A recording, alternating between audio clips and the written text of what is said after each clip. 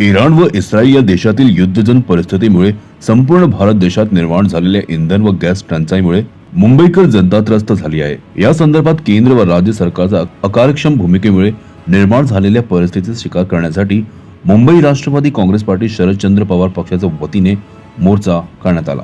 यावेळी शशिकांत शिंदे, रवींद्र पवार, मिलिंद कांबळे, दीपक सावंत व मुंबईतील सर्व ऑल इंडिया प्रदेश मुंबई पदाधिकारी, जिल्हाध्यक्ष, तालुका अध्यक्ष आणि कार्यकर्ते या आंदोलनात मोठ्या संख्येने उपस्थित होते। खरं म्हटलं तर आंदोलन आम्हाला मंत्रालयाच्या जवळ करायचं होतं। पोलिसांनी सांगितलं की अधिवेशन चालू आहे। मी आमच्या सर्व पदाधिकाऱ्यांना सांगितलं की आपण कार्यालयाच्या समोर आंदोलन करूया, निदान भावना सामान्य जनतेचा आवाज उठवण्याचा प्रयत्न आपण करूया। मला आश्चर्य वाटतंय की एका बाजूला सरकार, केंद्र सरकार लोकसभेमध्ये, त्याचबरोबर या ठिकाणी राज्याचे मुख्यमंत्री वाईट देत आहेत की कुठेही टंचाई नाही आहे, मुबलक साठा आहे। असं जर सांगत असतील तर मग रांगा का लागलेल्या आहेत? अफवावर विश्वास ठेवू नका सांगताय। दुसऱ्या बाजूला तुम्हीच नियम करताय, तुम्हीच बंधनं करताय।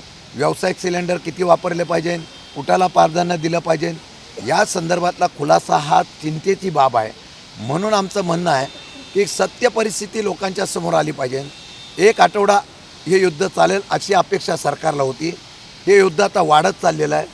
जेवढे हे युद्ध वाढेल त्याचा निश्चितपणाने परिणाम हा भारतातल्या सर्वसामान्य जनतेला, शेतकऱ्यांना, औद्योगिक क्षेत्राला आणि आर्थिक क्षेत्राला निश्चितपणाने झळ पोचवणार आहे।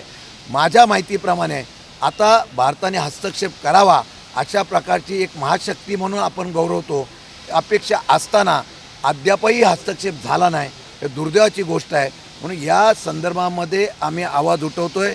ही लढाई आहे, ही लढाई सामान्य जनतेची आहे। सामान्य जनतेचं नेतृत्व करणाऱ्या या असलेल्या सरकारची जबाबदारी आहे। हे प्रश्न उभे राहणार नाही याची काळजी घेणं गरजेचं आहे। दुर्दैवाने ते घेत नसल्यामुळे आम्ही निषेध मोर्चा केला। आता एका बाजूला सरकारने वृक्षतोड थांबवण्याचा प्रयत्न करण्यासाठी गॅसच्या सुविधा आणि सिलेंडर देण्याचा प्रयत्न केला, परंतु आता परत लोकांना चुलीवर जावं लागतं आहे। माझ्या माहितीप्रमाणे आंदोलन करण्याच्या बाबतीमधली भूमिका ही प्रत्येकाला हक्क आहे, त्याप्रमाणे केलेला आहे। न्याय मिळाला नाही तर आंदोलन अजून तीव्र होईल। चला, राष्ट्रवादी काँग्रेस, शशिकांत साहेब, शिंदे साहेब यांच्या मार्गदर्शनाखाली, मिलिंद कांबळे साहेब, रवींद्रजी पवार साहेब यांच्या मार्गदर्शनाखाली आज आम्ही हा निषेध मोर्चा घेतला आहे। कारण गॅस खूप लोकांची टंचाई वाढली आहे, हॉटेल बंद होत चालले आहेत मुंबई आणि महाराष्ट्रातले। तर याच्यावर सरकारने काहीतरी दखल घ्यायला पाहिजे लवकरात लवकर, नाहीतर आम्ही उग्र आंदोलन करू राष्ट्रवादी काँग्रेस पक्षाच्या वतीने। आम्ही सर्वसामान्य महिला या मोर्चात सामील झालो, कारण गॅस दरवाढ हा आमचा अगदी घरगुती प्रश्न आहे। आमच्या घरापर्यंत हे सगळं वादळ येऊन पोहोचलेलं आहे। गॅस दरवाढ झालेली आहे, गॅस मिळणं मुश्किल झालेलं आहे, बाहेर ब्लॅकने गॅस मिळायला सुरुवात झालेली आहे।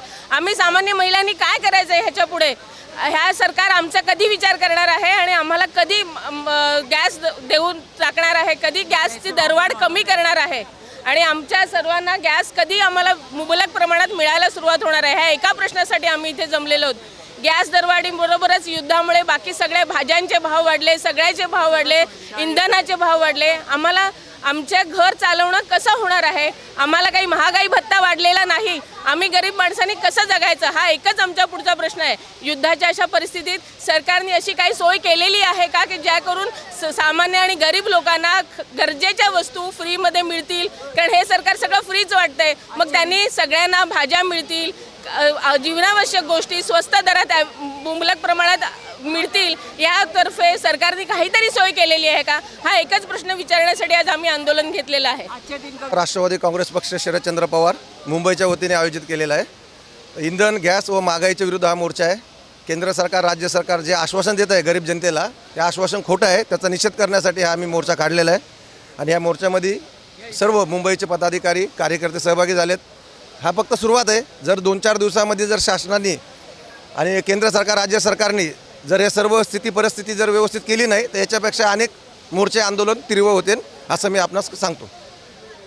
मोर्चा ॲक्च्युली महिलांनाच माहीत आहे कशी कंडिशन चालू आहे। LPG गॅस किंवा सिलेंडर गॅसची जे काही प्रॉब्लेम परिस्थिती आहे ती सध्याची परिस्थिती जी आहे, आपण चूल पेटवायची अशी नाही आहे की आपण चूल पेटवणार आहे आणि जाऊन आपण चपाती भाकरी करणार. आम्ही जे आहे ते वर्किंग वुमेन्स आहे. वर्किंग वुमेन्सला आता चूल पेटवायची परिस्थिती आली ते मोदी सरकारमुळे. आता अजून किती काय परिस्थिती येणार, युवकांचा रोजगार नाही आहे, काय नाही. आता फक्त त्यांना भजी तळायची आहे. आता राहिली गोष्ट आमची, आता आपल्याला भाकरी पण बंद झाली आहे, प्रत्येक हॉटेल पण बंद झालं आहे. आपण काय फक्त हेच करायचं राहिलं आहे का? म्हणून आता मोदी सरकारनं ते हे जे काय चाललं आहे त्यांचं गोंधळ ते आम्हाला पण माहीत आहे. जनताला तुम्ही बनवू शकताय, पण आम्ही पण राजकारणात आहे आणि आम्हाला पण साहेबांनी समाजकारण आणि राजकारण शिकवलं आहे. तर आम्ही समाजकारणासाठी हक्कासाठी आंदोलन करते आणि हे आंदोलन आमच्या 101% त्यांना समजायला पाहिजे. नाही तर प्रत्येक जिल्ह्यात आम्ही आंदोलन करू, तालुक्यात आंदोलन करू, वार्डात आंदोलन करू आणि आंदोलन करत राहू, कारण आपल्याला आंदोलनशिवाय दुसरा काही पर्याय नाही आहे. थँक्यू. आपल्याकडे जे आता गॅस तुटवडा जाणवतो आहे सगळीकडे, जे 500, 700 पोलीस प्रोटेक्शनमध्ये गॅसची दुकानं आहेत, तर ही परिस्थिती का उद्भवली आहे की बाबा उद्भवली आहे. आज इराणची वाकडं तर चुलीत लाकडं, ही परिस्थिती आज आलेली आहे. तर ही परिस्थिती आणणाऱ्या या मोदी सरकारचा, जो की मोदी साहेब आता म्हणत होते की गॅस याच्यामधनं गटरातनं गॅस येतो, तर त्या गटरातला गॅस कसं आहे ना, त्याचं प्रमोशन त्यांनी आता करायची वेळ आली आहे. तर हे प्रमोशन त्यांनी लवकरात लवकर करावं, कारण मोदी जे म्हणतात ना ते सगळे फॉलो करतात असं त्यांचा गैरसमज आहे. तर त्यांनी या गॅसबद्दल नक्की ते एक्सपेरिमेंट दाखवावी की मोदी गॅस कसा काढतात, तर तो तेवढा करून द्यावा आणि देशातल्या सगळ्या नागरिकांना त्यांनी गॅस उपलब्ध करून द्यावा, ही माझी मोदी साहेबांना पर्सनल विनंती आहे.